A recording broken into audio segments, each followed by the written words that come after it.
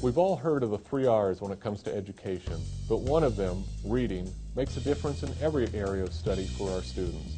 We'll find out more about a new literacy program in Des Moines and the difference it's already making next on Classroom Connections.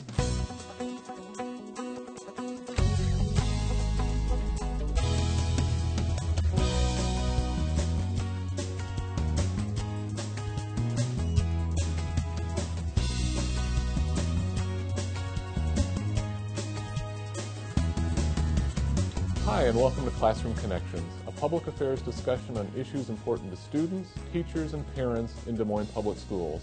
I'm Phil Roeder, Director of Community Relations. Last year marked the start of a new literacy program in Des Moines Public Schools to help students become better readers. Now that the program has been in place for a year, we're joined by JoEllen Latham, Literacy Coordinator for the school district, to talk about what this has meant in the classroom.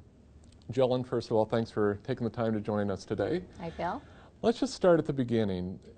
Improving reading and literacy is a big priority for the superintendent. This new program was approved by the school board, and I think it was about a year ago that semi-trucks were literally backing into the school district with new materials for this program. Tell us how this has started and how this is different than how things were done a year ago. Well, we actually started in the spring of '07, and Dr. Sebring had an opportunity to visit with a lot of teachers. And one thing with a district as large and diverse as ours, we were looking for some system-wide tools that would help us teach reading across the district. And some of the teachers mentioned that they were lacking some of these consistent tools. So we began to explore the idea of looking at a literacy adoption, and we did some piloting. And towards the end of the school year, the board made a significant commitment in approving a literacy adoption. So as you said, that summer was very busy. Semi-loads literally did come into Des Moines with the new materials. What started as a K-5 adoption, as we started to study it a little bit more, became a pre-K-6 adoption. And we're thinking that over time, those transition years are really going to help us be more systematic with our literacy instruction.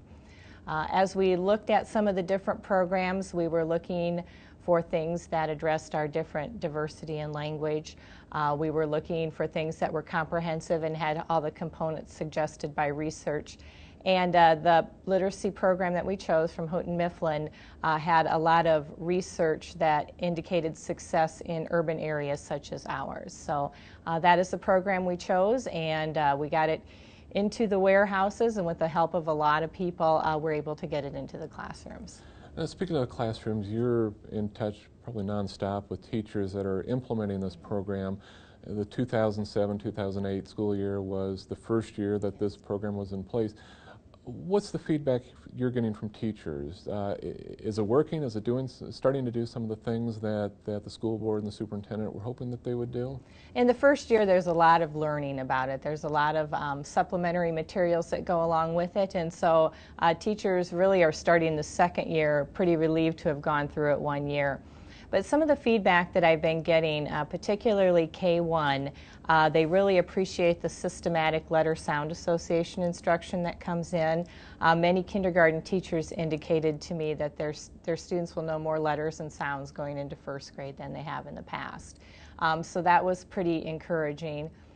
Some other feedback, there's a lot of language support for students who maybe English is not their first language, and so we've gotten good feedback from that. Also from the upper grades, 4th, 5th, and 6th, there's a lot of support for differentiation and small group instruction, and so they appreciate that support that comes with the new materials. Well, I know part of your role is to monitor what's working, what isn't working. What are you seeing after a year district-wide? Is there any noticeable changes yet? Is it too early to tell?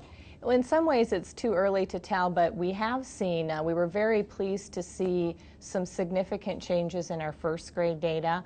We've monitored some of our students who have significant challenges over the last 5 years, and this is the first year in 5 years that they were able to meet some of those early literacy benchmarks, so that was very encouraging. We also have collected data up through 6th grade, and that's some baseline data. So collecting that baseline data will give us a good chance to see how the materials are monitoring that and moving us forward in that area. You had mentioned that this first year has really been focused on the pre-K to 6th grade levels.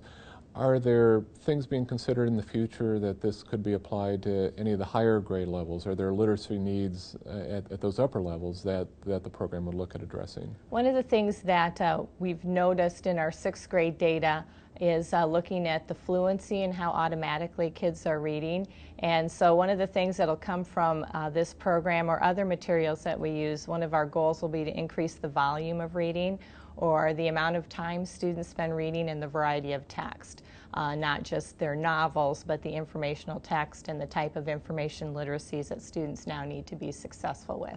So as we see the program expanding in that area, that's one thing that we hope to move forward with. Okay. What about at the high school level? High school students must have a lot of different needs or interests when it comes to reading than elementary students or even middle school students. Are there things being considered for the oldest students?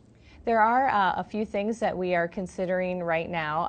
I'm working in collaboration with the technology department, and we're looking at some things such as Amazon Kindles and Sony e-readers, not only again to increase that volume of reading and to tap into those digital literacies, but it's very difficult to put up a classroom library that has all the interests and needs that a high school student may want to be reading. And so we are looking at this technology connection as a way for us to expand upon that and meet their needs, capture their interests, and move forward with digital literacies. Well, great. Well, thanks, JoEllen, for joining us and letting us know about the new literacy program, and I'm sure it's something that we'll be keeping a close eye on for many years to come. That's very good. Thank you. Next time, we'll be joined by Des Moines Superintendent Nancy Sebring to talk about what's new for the new school year. Until then, for Classroom Connections, I'm Phil Roeder. Thanks for watching.